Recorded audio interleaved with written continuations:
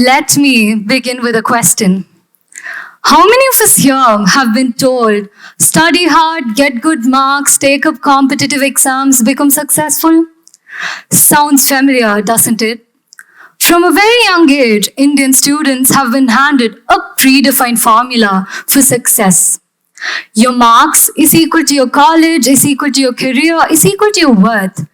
And somewhere along the way, life becomes less about learning, but more about surviving all these expectations. For lakhs of students, especially students of grade 11 and 12, life begins to feel like a dangerous crossroad, a point where exams and results seems to determine everything. And among all these crossroads, top-tier colleges are often glorified as the ultimate destination. Every year, millions of students prepare relentlessly, sacrificing sleep, hobbies, friendships, and sometimes even mental peace. But here lies the harsh reality.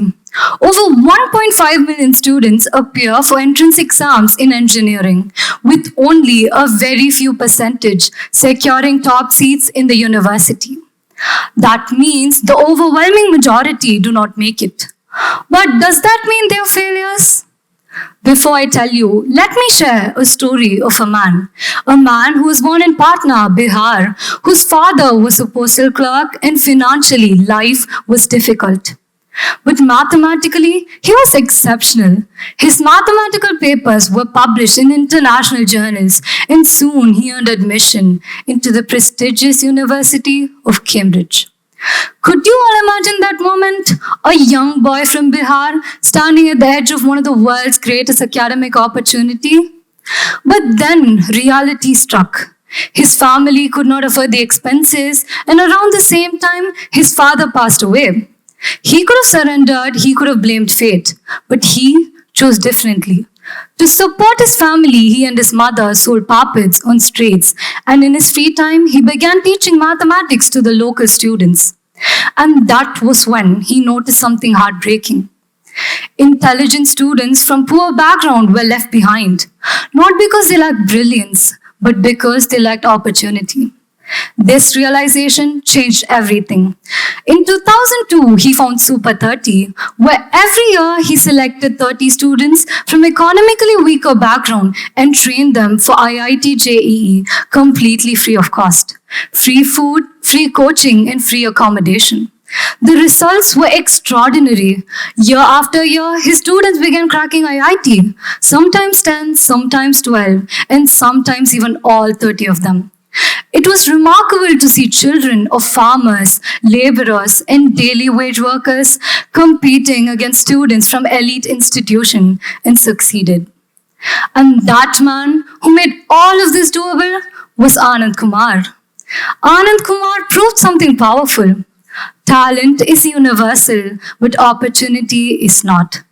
He lived by the saying, failures are not the end of the crossroads, but a beginning of a better one. Unfortunately, I'm sure many of you here don't believe this, right? Let me tell you why.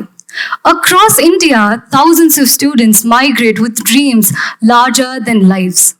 Dreams of becoming engineers, dreams of changing their family's future, and dreams of proving themselves. But these children arrive carrying not only books, they carry the fear.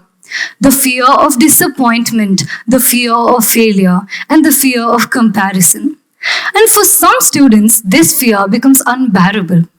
Repeated news headlines have reminded us of student suicides linked to academic pressure. According to NCRB data, India has recorded about 14,500 student suicides in the year 2024, which is the highest ever recorded. And student suicide rates have been increased by almost 80% in the last decade. And I think the root cause of the problem lies in how we define success.